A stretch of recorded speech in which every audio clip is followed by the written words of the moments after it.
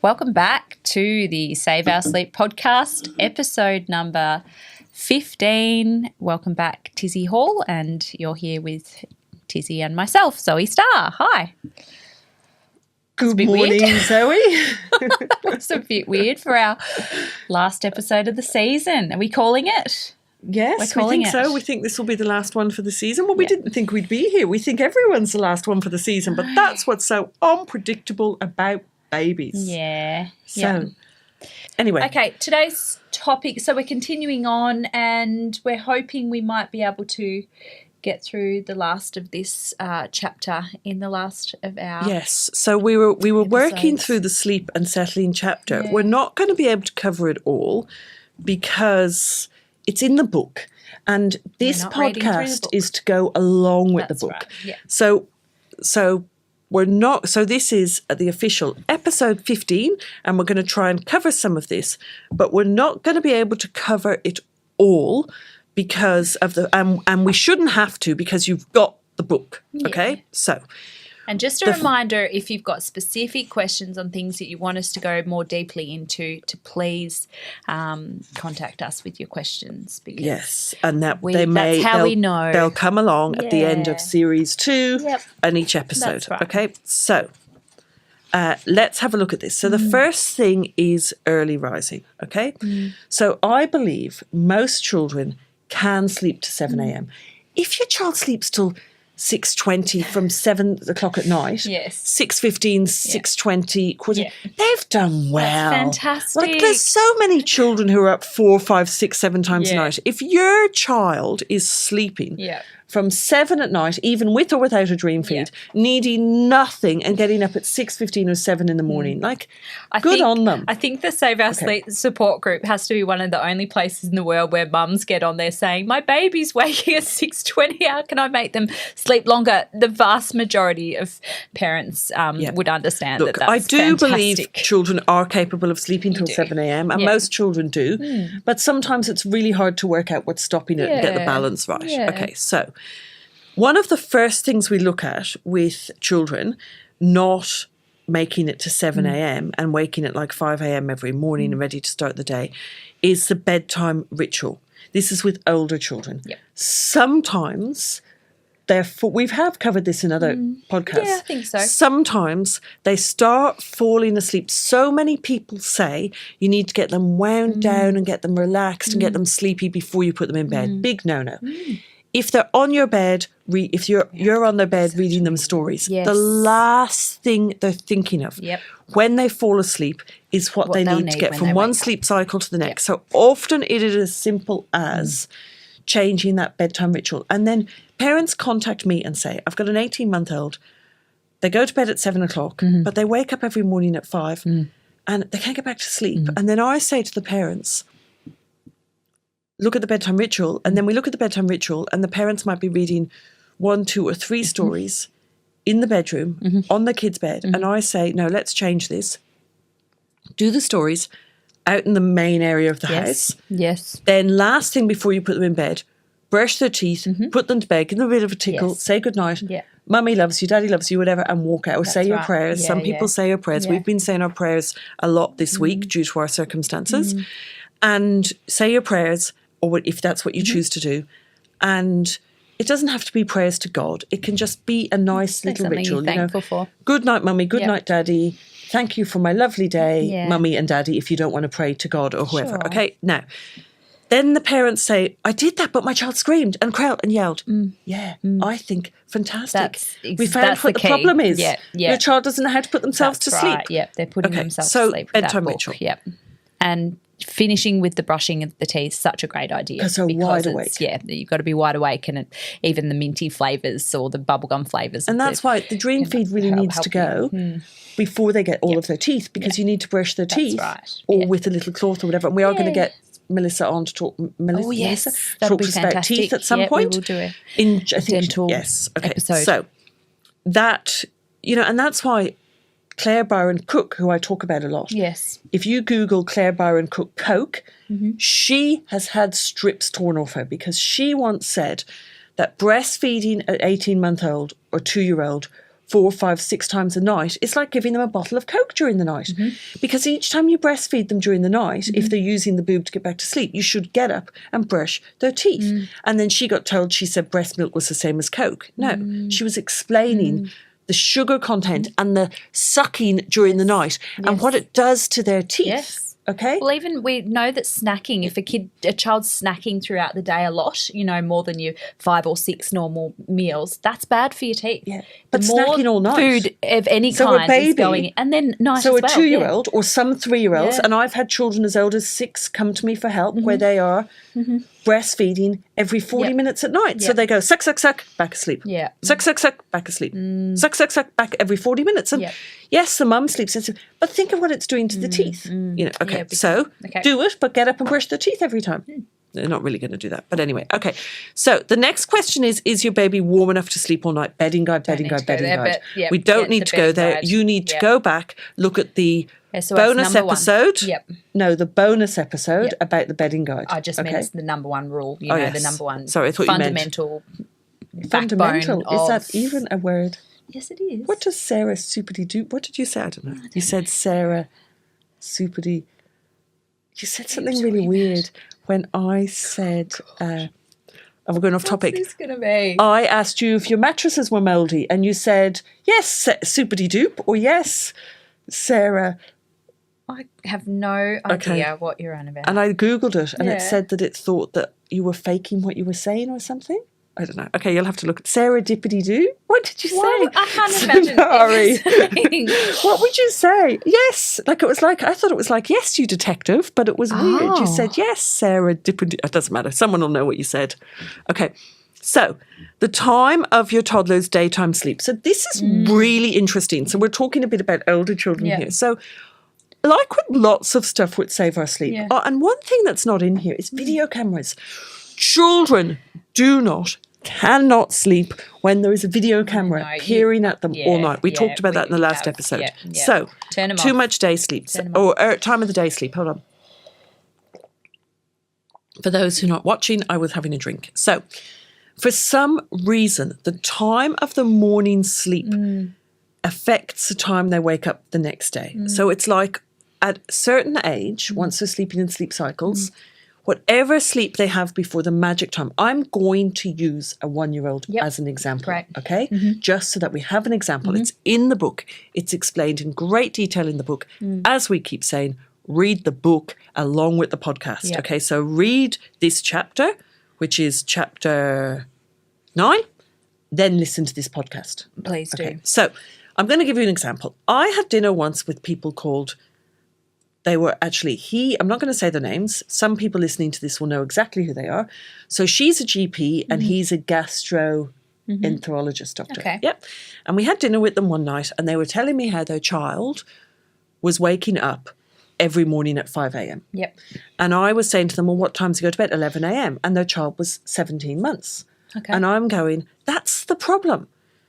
Any sleep your child is getting so we're saying at 17 months, any sleep your child is getting before 1 p.m. comes off the next night's sleep. Yep. So at 17 months, you'd think they might have a bit of a small sleep in the day, but depending on the time, it comes off the next night's sleep. Let's now take a 1-year-old, like I said, as an example. A 1-year-old's day sleep sometimes needs to be at midday.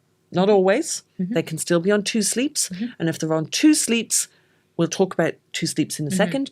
If they're on 2 sleeps, that's great. Okay. But if they're early rising at 5:20 a.m., you think the reason they're early rising at 5:20 a.m. is because they're getting too much sleep at the wrong time of the morning. Okay? So if you put that 1-year-old to bed at 12 noon, they sleep till 7 a.m. the next morning. If you put that 1-year-old to bed at 10 o'clock in the morning, those 2 hours before 12 seem to come off the next night. Right? Yep. So I say with early rising in this kind of age group, move the morning sleep forward by 20 minutes for 5 days. Yes. And then see if it affects the wake up the next morning. Okay. It might affect it a little bit. If it's not 7 o'clock, move it another 20 minutes. Now, people always ask about the day sleep. So with my routines, You want the morning sleep to get later and longer, and you want the afternoon sleep to get later and shorter. The morning sleep gets later and longer. The afternoon sleep gets later and shorter. And then eventually it becomes a nap. A nap is only one sleep cycle. It sleeps more than one. And then eventually the afternoon sleep disappears. Yes. People have a child who sleeps, and I have a bit of a theory on this. People who follow Save Our Sleep from day one, it's like their kids get enough sleep in the bank. They don't need a lot of day sleep. And I'd much rather my child have 12 hours at night and not as much day sleep yet. Absolutely. So people find that they have this baby who's perfectly happy on the routine, still about 9, 10 months, even sometimes 12 months. Yeah. And then all of a sudden, they need to go to a later morning sleep. And then all of a sudden, it needs to go later and later. And suddenly, it's this big sleep at 12 or 12:30. It's like it goes from happy at 10 o'clock, happy at 10 o'clock, suddenly needs to be 11 o'clock, suddenly needs to be 11:20, 11:40, 11, suddenly needs to be 12. And then they'll get to 12:45 and they'll be happy for a year. Yeah. Okay, we see that a lot. Yeah.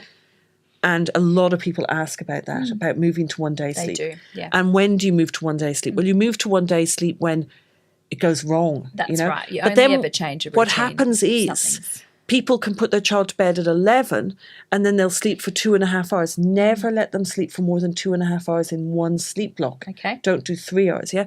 But then if they sleep for 2.5 hours and then the 3 hour 20-minute gap, so let's say they've gone to bed at 11, 12, 1, they wake at 1:30, 2:30, 3:30, 4:30, it's like we can't get a nap Don't have in. time for that. So some people find that they can't get their kid to 7 o'clock at night without an extra little nap in. Yep. So they actually wake their child up after 2 hours in the morning in order to get that little nap in the afternoon. And that's okay? And that's okay. Yep. Yes. And you have to do what works for your family. Yeah, sure. And the other thing that's okay is if you have a toddler, this is something which we talk about in the toddler book, but we'll Yeah. mention it now.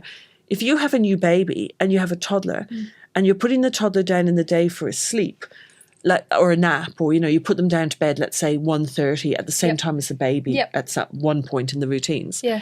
And then you get a break from both baby and toddler. And your toddler, let's say you put your toddler in bed at 1 and you put your baby in bed at 1, right?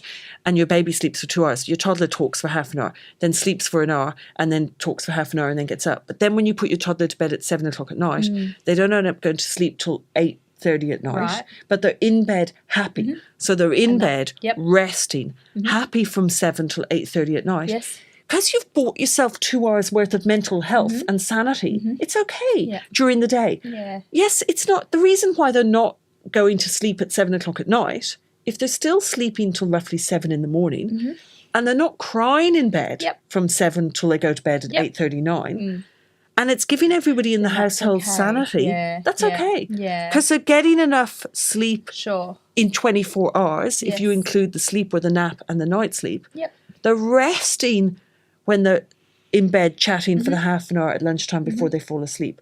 They're resting when they're in bed Yeah. from 7 to 9 o'clock at night. Doing a lot of brain work too. Yeah, if they're and you've got happy in bed, your chatting sanity to because themselves. you as a mum, Yes. I would like to say you as a mum are getting to lie down for 2 hours, but no, you're preparing cleaning dinner and and you're doing preparing baby things, food and yes. you're sterilising breast pump But parts. you'll be doing it on your own, which Yes. is a treat. Okay, so there you go. Enjoy that. Right. Yep. Too much day sleep. Sometimes children are having way too much day. I just talked about that. Absolutely. And that will cause early rising as well. Yep. Sometimes your baby's diet. Stage 1 infant formula we need to have until 14 months before you move to cow's milk. Why stay? I don't think you've told us So why we'll stage put a one. link up. There's a lady who is a nutritionist. I always want to call her Katrina, but I'm not sure if that's her name. She's an Irish lady from Yes. Northern Ireland, and she's on one of the morning shows. And she talks about, she went to the Royal Children's and she was at a conference at the Royal Children's, and she talks about how they have linked the stage 2 to obesity and so on, and it's Okay. not needed. Okay. And also, I believe it's just a marketing ploy. Yes. It's like they can't advertise stage 1 or stage 2, but they can advertise toddler milk on the telly. So it's like they've brought out stage 2 and stage 3 to make you feel like you have to do it. Okay. So they brainwash us. yes, Marketing brainwashes us. So Yes. if you go to the supermarket and you buy your baby infant formula stage 1, and then you see on the telly, now that your child's 12 months old, you need to move to stage 3 infant formula, and they advertise that on the telly, you think, well, how do I go from stage 1 to stage 2? So by the time they've got you doing stage 1, then you're kind of manipulating them to stage 2, then you naturally follow to stage 3 because you feel like you're supposed to. Does that make sense? Yeah, of course. But you don't need to. Yeah. Not if your child's having a healthy sense. diet. Yeah. You don't need to. So we'll put the link up to this nutritionist blog. Yes. And also, you have to remember, I only see the babies that have sleep problems. Yes. But I see babies. I see all the time. There's a Facebook group. Can somebody please let me know if I'm allowed to comment in there as Tizzie Hall? But they always go on about, I've moved my baby to infant formula stage 2 and they're waking up and this, and they don't realise the connection. And they're going, I think they're not drinking as much and they've got a sore tummy. And people don't realise it seems to give babies a sore tummy. It seems to make them night wake. Yeah. It seems to make them catnap. Okay, so, and it's explained again, lots of blogs. We'll put links up. And I think like ingredient-wise, it's just not as nutritional. Or maybe it's more like, I think there's other stuff in it, like iron and stuff, which can make them constipated. Right, which really ultimately I don't know. Your solids should be giving you those nutrients, not a stage 2 formula. Yes. Okay. So there's other stuff which, I would prefer to link to someone else's a nutritionist's information than try and go into if you're a nutritionist and you we have advice on that. We have the advice. Okay. So we have the person to link to. All right. Okay, you're going to put that So up. she's fun. She's connected to the Royal Children's. No, nobody'd understand her voice. She might come on the podcast, but I don't think people would understand her voice. They would, I'm joking. She might come on the podcast. Okay. She's from Northern Ireland and someone's going to tell me her name. So, but we will link it to this podcast. Okay. So, too much day sleep, your baby's diet, we talked about that, changing the 7 p.m. bedtime. So, lots and lots of people say, it's like one of these things. People say, Tizzie says, babies poo because they're cold. I don't say that. I say, babe, I love how it just gets Chinese whispers. I think we had the forums and I was having kids and there were lots of helpers in the forums and it just became gospel, all these people's information. I don't say children wake up and poo because they're cold.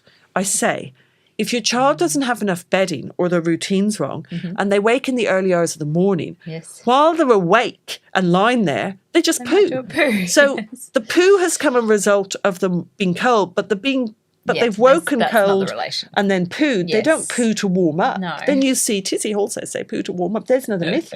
We just broke another Tizzie Hall myth. It's not the case. They're awake because they're cold and then because they're awake, they poo. And yes, you should change the poo. You should always change your baby if you know that they have pooed. You just don't change a potty training toddler who's doing pedals every 30 seconds to get you in the room. Right.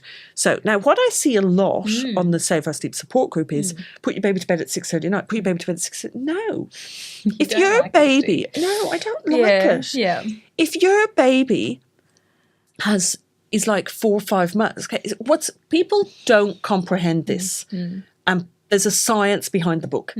So you will see in the younger routines, I basically say a baby can go from 3 o'clock to 7 o'clock at night. So we're talking about a 5-month-old baby can get from 3 o'clock to 7 o'clock at night without getting overtired. Night. 3 p.m. feed to 7 o'clock at night without getting overtired. Right? Yes. They need the 3 o'clock feed before 6.5 months. It's really important. Milk is the most important food for a child before 6.5, before a year old. Before 6.5 months, they need the 3 o'clock feed at 3 o'clock. Okay. Right? Yes. The mum's boobs need to be milked at 3 o'clock. Yes. 5-month-old babies, even some 4.5-month-old babies, can easily get from 3 o'clock to 7 o'clock. Right? Now I'm going to throw you. 7-month-old babies can't. Okay. Why? Because of their different... the different nap times? Because they're trying to move. So they're doing more. A 4 or 5-month-old baby but is happy to lie on the play mat, so true. Look at black-coloured things, goo gaga, just lie. You don't have to throw toys in front of them. Stop shoving toys in front of them. Let them lie there and take the world in. They'll start to slowly roll. Remember, when your child starts rolling in their uptime and you're using the Save Our Sleep bedding, it's the most important time to wrap them. They just don't use that much energy. A 7-month-old is getting up on all fours if you've not sat them. So if you followed the Save Our Sleep approach and lay them to work it out themselves, a 7-month-old is starting to move, is starting to use energy. They're knackered. They can't get from 3 o'clock to 7 o'clock. Yeah. So they need you to let them sleep a bit longer. They need to be woken at the 3:20 and so on, and Makes you can. sense. Okay, Yeah, makes sense. yeah. So lots of people go, I'll put them to bed at 6:30 at night. If you put your child to bed at 6:30 at night, 4 or 5 month old, all the time, Yeah. you don't expect them to sleep past 6:30 in the morning. You're shifting the whole routine. Yeah. Like, For don't. sure. Yeah. Yes, I do say if you've tried everything else with your toddler and you can't get them to sleep, put them to bed earlier. Yeah, because they might be have not had any day sleep. They might be exhausted. Yes. Yet putting them to bed at 6:30 at night might just change their sleep cycles. Yeah. We're talking about a toddler, not a little baby. Yeah. Okay? And now we've talked about the time of the morning sleep, so that is covered. We are getting through this quite quickly. And we've talked about, cold at sleep time. So we talk about the fact that, so what do I say here? I say, this topic, would you like to read that? Why don't you read that? And then I can. Cold at sleep time. Page 194, cold at sleep time. This is a topic which comes up frequently for me. Since 2002, I've mostly worked with families in Australia, but for 10 years before that, I was in the UK. The thing that surprises me most is the difference between how the two sides of the world dress their babies at night. In the UK, parents put a lot more clothing on their babies at night, and the temperature of their room or homes is actually warmer than the nighttime temperature of most homes I visit in Australia. Absolutely it is, because they have those gorgeous water heaters. What is it? Hydronic. And they're cosy my cottages. House, but in Australia, slept. we don't have that. We do at my house. And how well did your children sleep, Zoe? Yeah. Well, no, but I use a heater in the boys' room. No, I know. You but said that when you came to our house. Yes. I think there's it was one of the factors for sure, 100%. Okay, the type of central heating used in the UK seems to keep the house at a more even temperature throughout the night in the winter. Also in Australia during the summer, I've noticed babies get very cold if an air conditioner is running. Absolutely they do. Not even sure if it is the warmth that babies like or if it's the extra layers, which makes them feel cozier and more secure, but I do know that extra layers can stop babies from waking during the day and night sleeps. Yeah, so it's interesting because I really, really think it's to do with the hydronic heating. And I know you're saying you've got a heater in the boys' room, and I'm not, No, but we don't have it. You had it at like 20 degrees, and we have the ours whole like house. 18, Okay, 19. but with the hydronic heating, it heats everything. Yes. So your stone bench is warm. Yeah. Your walls are warm. true, yeah. Your furniture is warm. When you have this, and I'm not saying you have it, I'm saying homes in Australia have it, this air heating, it heats the air, but it doesn't heat. Like, feel this table. Like, the table is cold. Yes. Feel these iron on these chairs. Icy cold. Yes. When you have hydronic heating, all of this Everything's stuff warm. warms up. It's really True. different. Yeah. So, yes. So that is, So everyone go and install bedding guide. hydronic No. And Zoe's husband is a hydronic heating installer. No. And my husband is a builder. No, mine's a carpenter, hers electrician. So tradies. I'm joking. Mine's a serial killer. Mine's a serial killer. Yeah, that's right. Okay. Okay. He doesn't trust people. I don't know what's wrong with him. And he's got it. We are on a very Suspicious different man. pages about funerals. So and again, you can go to the support group and we won't get too into it, but we have a funeral that I need to go to on Monday and Kieran wants to go. And Nathan is very much 7-year-old, no place. He'll be 8 on Monday, actually. He'll be 8 tomorrow. No place for a child to go to a funeral. And then eventually I said to Nathan, I'm going to ask the mum at school who's got 2 children, similar ages, and she's a paediatrician. And he was like, whatever she says. And then when I got to school, her children are going to the funeral. So it was like, Nathan, and we shouldn't be smiling, it's absolutely terrible and traumatic, and you will go to the support group and you'll find out what we're talking about. We can't talk about it now or I will cry. And it was expected, so it's not something that's not expected. But I can't get over how Nathan and I are on such different pages. And it comes down to childhood experiences. And I was chatting to the paediatrician at school about this, the mum at school. Yes. And she was like, but this is so good, because last night we went to school and we had a little service at school for the children. It wasn't actually a service. The school chaplains talked. It was beautiful. It was just a beautiful thing at school. And the children were there and a lot of children were crying. And she was saying, it's so good. This is so good. This is such part of their emotions and their learning. And maybe that's why Nathan can't deal with emotions, because he was sheltered. He wasn't exposed. And it wasn't because his parents sheltered him. Sure. it's because he's not from a big family. And there's a thing in Ireland, you say, oh, how is it? Do you know, somebody said recently, and I've said it in the podcast before, do you know what the Irish do properly? Funerals. Yeah. We are very proud of how we do our funerals, And if anything happened to anyone in my family, I'd bring them back to my house. And you're allowed to do that. No one knows that. They don't have to go to an undertaker's or that's whatever. true, yeah. And we do funerals properly. And I laugh thinking back because as a child, we used to say to our friends at school, well, how many funerals did you go to at the weekend?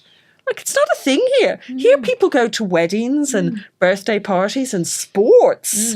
Irish go to funerals. Okay. And then my kids said, do more people die in Ireland? And I'm like, no more people. I just think we're so much more, connected. I don't know what it is. Yeah. Like in Ireland, you're driving down the street every day. This happens every day. You're driving down the street and a car comes along with a black ribbon on the front, like what you have for wedding cars. Yes. And then all these other cars come along behind with black ribbons tied to them. And everybody stops. And you let all of those cars go through the roundabout together. Here, when I see a wedding car, I stop, thinking that's what you're supposed to do. And people look at me like... It's lights on in Australia. Did you know that? For That's what? how you know they're going to a funeral, if you see a few cars with their lights on. And do you stop and let them all go? Yeah, I think you should, yes. Yeah, I don't think you do. But you don't but see you don't it. see it. No, Like you'd that's see the it a few point. times. Yeah, Because if we you're have churches driving near and a cemetery, maybe. we have, okay, Yes. let's move on. So one more thing in this topic I think to discuss is, well, the teaching self-settling, we haven't really touched on that. Like we've touched on different age groups. It's very different for different age groups. You've got, so before we go into that, let's just say teething. Yes. Yep. So we've got teething in this chapter. Read about it in the book. So teething, if you've got a good sleeper, they really shouldn't be waking up at night from teething. Yeah, but mine then never did. there is some evidence to show that teething can cause a temperature and they need less bedding when they're teething. Okay. Yeah, of course. And that they might get unsettled from getting too hot when they're teething, rather than the pain waking them up. So teething, it's and then I find that babies get terrible runny nappies and then a tooth comes, but then they say that there's no evidence to connect the two. So teething's interesting. Amber teething necklaces, big no-no. Amber teething necklaces seem to stop the drool, right? Yes. We did a little experiment in New Zealand once, Right. and put lots of amber teething necklaces around our friend's dog, a bulldog that just dripped and dripped and dripped. It dried up all the saliva. Oh, how interesting. So the amber teething necklaces, something about them dries up the saliva and makes you think that your child isn't teething, but the saliva is there to disinfect. Of course it is. The It's mouth. got a job. Yes. And then you dry up the saliva, and then the gums, it's going to make the teething harder because the gums aren't going to be soft. Yeah, well, it's happening for a Can reason, someone tell us, a isn't it? dentist? Yeah, Is the gums going to get harder? Is it not going to have the antibacterial Lubrication saliva? as well, yeah. So amber, and they're dangerous. Royal Children's Hospital told us to put that in the feeding book. Yes. Because they just wanted us, or maybe the toddler book, amber teething necklace. No, right. So let's quickly, teaching your baby to self-settle. There is a chart on page 199. It explains the different times, etc. We have touched over it in different points. We have got different settling methods for children lying down, children standing in the cot, and so on. I can't cover it all in today's podcast. We want to wrap this series up, say we've covered pretty much everything in the book. We will cover that when people ask questions, and we will cover it with your baby testing the boundaries if you are kind enough, which at this point you think you will be, to come back and do a week by week or a couple of weeks by couple of weeks. Follow the baba. Following the baby, following your questions. And so on. And then at some point we'll do the toddler book, and at some point we'll do the toddler book and the feeding book at some point. Yeah. But they may get covered in the questions. Yeah. So let's move on.